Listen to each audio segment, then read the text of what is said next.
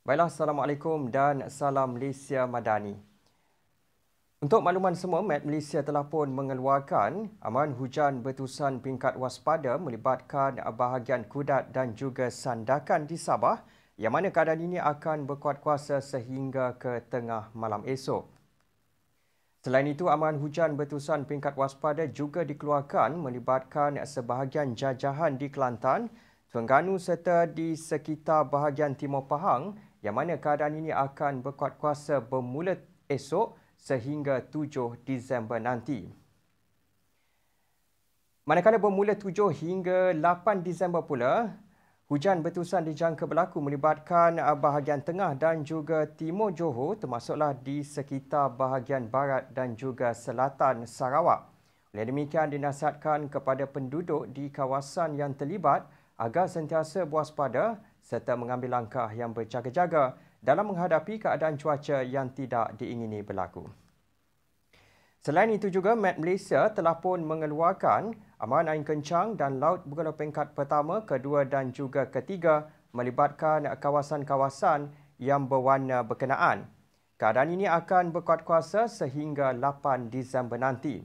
Oleh demikian, keadaan ini adalah amat berbahaya untuk aktiviti menangkap ikan, bot-bot kecil dan perkapalan serta aktiviti pantai dan sukan laut.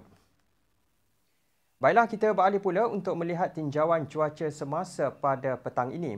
Dapat diperhatikan ketika ini hujan lebat kini sedang berlaku di beberapa tempat melibatkan hampir ke semua negeri di semenanjung Malaysia, terutamanya di sekitar pedalaman dan pantai barat semenanjung.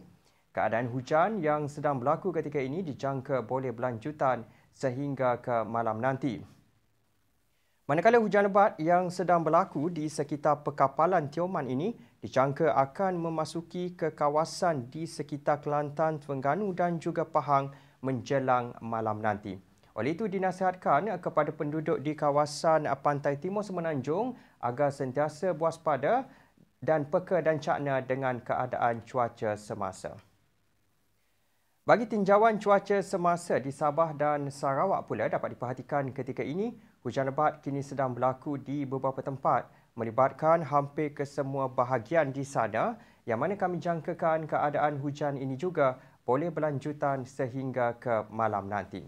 Baiklah, itu sahaja perkembangan cuaca pada petang ini. Dapatkan maklumat cuaca terkini dan sahih melalui aplikasi My Cuaca atau boleh ke laman sesawang kami di www.met.gov.my. Sebelum berpisah, kita ikuti tinjauan cuaca bagi bandar-bandar utama di Malaysia serta bacaan IPU semasa. Sekian, Assalamualaikum dan salam Malaysia Madani.